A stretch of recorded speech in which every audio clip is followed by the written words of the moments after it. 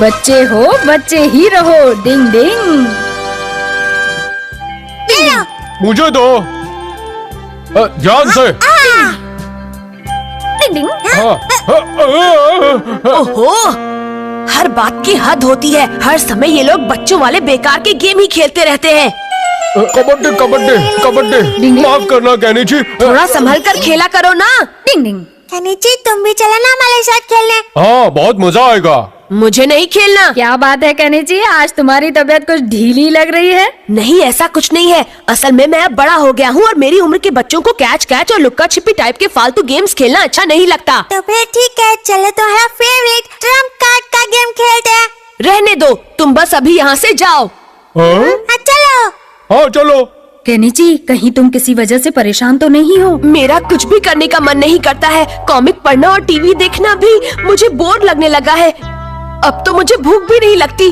तुम तो गए काम से, तुम अंदर से बीमार हो गए हो। मुझे अब कुछ अलग चाहिए हथौड़ी, कुछ इंस्पिरेशन जैसा। कुछ इंस्पिरेशन जैसा चाहिए? अगर मैं तुम्हारी मदद कर सकता हूँ तो तुम मुझे जरूर बताना। क्या कहा हथौड़ी? तुम सच कह रहे हो? मैं कभी झूठ नहीं बोलता कहनी। शुक्रिया। असल में मैं आदमी बनना चाहता हूँ, चाहे एक दिन के लिए ही सही। क्या तुम आदमी बनना चाहते हो? हाँ, मैं बच्चों की लाइफ के बारे में तो सब जानता ही हूँ, लेकिन अब मैं किसी आदमी की लाइफ को भी जीकर देखना चाहता हूँ हथौड़ी। लेकिन इसके लिए कोई निंजा टेक्निक नहीं होती। इसके लिए मेरे पास एक प्लान है और इस प्लान को पूरा करने के लिए हथौड़ी मुझे तुम्हारी जरूरत पड़ेगी। हमारे घर में कोई गेस्ट आया हुआ है क्या? वो तो गेस्ट को ही मालूम। हथौड़ी, तुम ठीक हो? हाँ, निंजास इस काम में माहिर होते हैं, पर डर इस बात का है कि अगर पापा को इसका पता चल गया, उनसे बिना पूछे उनका सामान लिया है तो खैर नहीं। अरे, पापा को पता चलने से पहले ही हम उनका सामान वापस रख देंगे। हथौड़ी, मैं रोज इसी रोड से गुजरता हूँ, लेकिन आज यहाँ से जाते हुए मुझे एक अलग सा एहसास हो रहा है। अरे देखो हथौड़ी, वो तो युमिको का घर है। युमिको कितना मन लगाकर पियानो बजा रही है।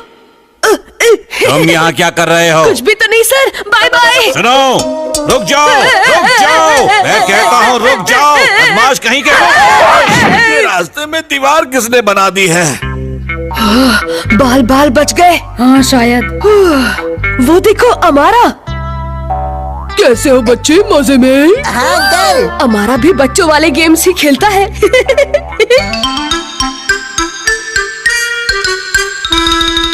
चलो यहाँ अंदर चलते हैं, क्या कहते हो हथौड़ी? मेरे ख्याल से ये आइडिया ज्यादा अच्छा नहीं है। हम बस अंदर जाएंगे और शक्ल दिखाकर बाहर आ जाएंगे। वाह, ये तो शानदार है। अरे, ये तो वही 3-7 गेम है जिसका पापा हमेशा जिक्र करते हैं। ये सब लोग एक ही चाल में चमचमाता गोल्ड जीत रहे हैं। बड़े लोगों के गेम्स कितने अच्छे होते हैं, बच्चों के गेम्स ऐसे क्यों नहीं होते? हाँ? लगता है ये बॉल को यहाँ भूल गया है। हथौड़ी, चलो हम भी अपना लक आजमाते हैं। डिंग डिंग।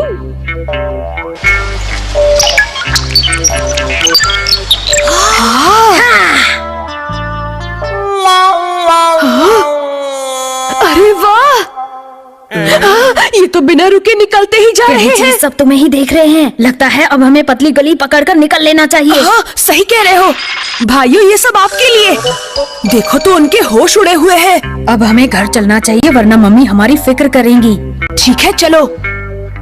हाँ, ये तो वही गेट है। मुझे लगता है ये वही जगह है जहाँ कभी कभी पापा जूस पीने जाते हैं। हमें यहाँ भी अंदर जाना चाहिए हथौड़ी। रुक जाओ, यहाँ हम नहीं जा सकते, सिर्फ बड़े ही अंदर जाते हैं। लेकिन आज तो मैं एक बड़ा आदमी ही हूँ। नहीं कहा तो नहीं। हम जा सकते हैं। लगता है इनका पेट खराब है। तुम मानते क्यों नहीं कहने चाहिए? बहुत जिद्दी हो गए हो तुम। आपका यहाँ स्वागत है सर। आपका ऑर्डर क्या है? मुझे एक ग्लास कोल्ड ड्रिंक चाहिए।